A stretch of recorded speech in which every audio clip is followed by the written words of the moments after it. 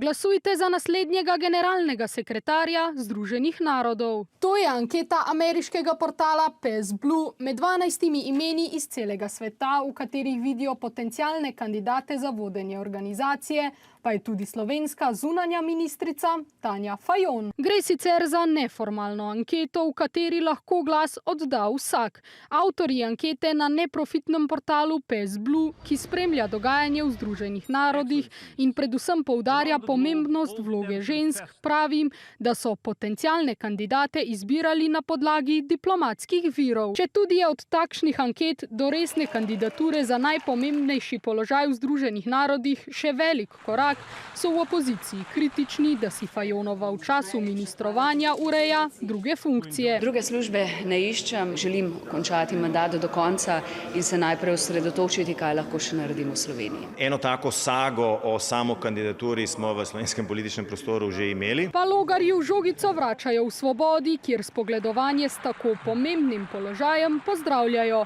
Novega sekretarja Združenih narodov se bo namreč izbiralo prihodnjo jesen, ko bo zunanja ministrica aktualni mandat torej zaključila. Zato težav ne vidijo.